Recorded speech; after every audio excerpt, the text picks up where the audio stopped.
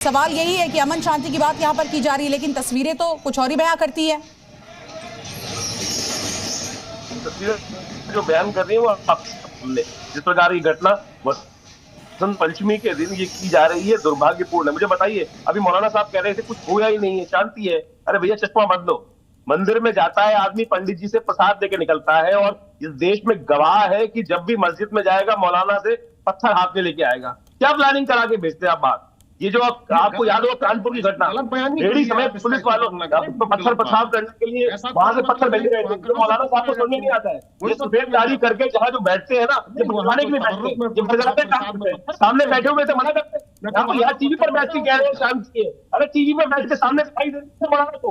ये मौलाना जो है इस देश के अंदर भड़काने के अलावा कोई काम नहीं करते। अरे बताइए ना, किस प्रकार से लोगों को ऑर्गेनाइज कर आप मस्जिद से बाहर निकाल कर पत्थर देकर हाथ में भेज रहे हैं। भाई मना करो, समझाओ। किस प्रकार से आप पत्थर दे रहे हो खराब हो जाएगी। उन पर जो केस लगेगा, उन पर जब केस लगते हैं ना बच्चों पर, जो 15-15 साल तक जेल में रहते हैं, फिर कहते हैं जेल कर देंगे बच्चों को। जब आप बच्चों को भेजेंगे बाहर पत्थर लेने के बाद लोग उकसाएंगे ये इस्लाम खतरे में आ गया है। मुझे बताइए, इस्लाम खतरे में नहीं आया है, आप लोगों की गलती खतरे में। ये मौलाना लोग जो तथाकथित तौर पर जहां भी जा रहे हैं, ईरान तक जला दिया है, पूरा इस्लाम जगत जल रहा है। अब यही स्थिति भारत में लाने के लिए बैठे हुए, और कोई काम नहीं है मौलानाओं का। आज देश की सबसे पहली आवश्यकता है इन जितने भी मौलानाओं की जो मदरसे हैं उनको बंद करें। कोई इस्लामिक नॉलेज देने की जरूरत नहीं है, क्योंकि इनकी इस्लामिक नॉलेज जो ये लोग देते हैं वो इस्लाम से बिल्कुल कोसों दूर रहती है। और लेकिन केवल बलवा बलवा बलवा, कब्जा करो, इस्लाम खतरे में है, इस्लाम खतरे में है। इस्लाम खतरे में नहीं, मानवता खतरे में है इन मौलानाओं के कारण से।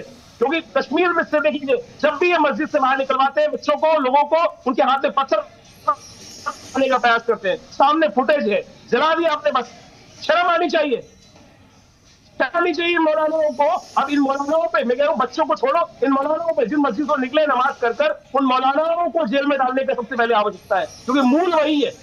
सफेद दाढ़ी करके मुंह से कतराकर जिस प्रकार से इज्जत को खराब करने के लिए बैठते हैं, देश का नाम खराब करने के लिए बैठते हैं। जरा जवाब भी सुन लेते हैं। अपने जवाब में क्या कहेंगे, क्या जवाब देना चाहेंगे आप सर? देखिए, जहां तक इनकी भाषा का ताल्लुक है, ये सब कुछ खुद बता दिया गया कि कौन आतंकी की भाषा बोल रहा है और कौन आतंक की पैरवी कर रहा है। देखिए, जहां तक एसपी साहब के बयान का ताल्लुक है, मैं 100% उनके बयान की तारीफ कर। ठीक है, आपके पास लौटेंगे, लेकिन इसी बीच आपको बता दें, जी न्यूज पर एक्सक्लूसिव बातचीत करते हुए उज्जैन के एसपी प्रदीप शर्मा ने अपील की है कि लोग अपने घरों में रहे, अफवाहों पर ध्यान न दें, सतर्क रहे। ये बड़ी जानकारी आपको बता रहे हैं। हिंसा के बाद पुलिस की बड़ी अपील। जी न्यूज से खास बातचीत में उन्होंने कहा कि आप अपने घरों में रहे और अफवाहों पर ध्यान न दें। इसी के साथ साथ सतर्कता बरतते हुए इस वक्त उज्जैन में जो हालात है उसको देखते हुए अपने घरों से निकले। तो ये बड़ी खबर आपको बता रहे हैं। इस बड़ी खबर पर जी न्यूज लगातार एक अपडेट आपको दे रहा है, हर पक्ष की बात सामने रख रहा है। शहर में धारा 144 लागू हो गई है, सभी लोग अपने अपने घर में रहे। शहर में धारा 144 लागू हो गई है, सभी लोग अपने अपने घरों में रहे। शहर में धारा 144 लागू हो गई है, सभी लोग अपने अपने घरों में रहे। इन तस्वीरों को आपको हम लगातार दिखा रहे हैं। तराना से ये तस्वीरें सामने आ रही है। 24 घंटे में दूसरी बार आके क्यों उज्जैन सुलगा है, इस पर एक एक तस्वीर आपको दिखाते हैं। देखिए, कल रात भी लगातार यहाँ से ऐसी तस्वीर सामने आई। हिंदू नेता पर हमला होता है, जिसके बाद बजरंग दल के जो आक्रोशित समर्थक कार्यकर्ता थे उन्होंने जमकर यहाँ पर बवाल किया। लेकिन कल देर रात के बाद हमने देखा था पुलिस ने पूरे इलाके को छावनी में तब्दील किया था और लगा था कि दोबारा ऐसी परिस्थिति नहीं होगी। लेकिन दोबारा हिंसा भड़की और ऐसी हिंसा भड़की कि अब उज्जैन इस वक्त सुलग रहा है। एक नहीं, दो नहीं, बल्कि 3 तस्वीरों के जरिए पूरी खबर आपको बता रहे हैं। चश्मदीदों से लगातार जी न्यूज के संवाददाता बातचीत कर रहे हैं। चश्मदीदों ने कहा कि अजान के बाद यहां पर पूरी प्लानिंग के साथ लोग आए थे, जमकर पत्थरबाजी की, बसों को आग के हवाले किया, इलाके में तनाव की स्थिति को और बढ़ा दिया।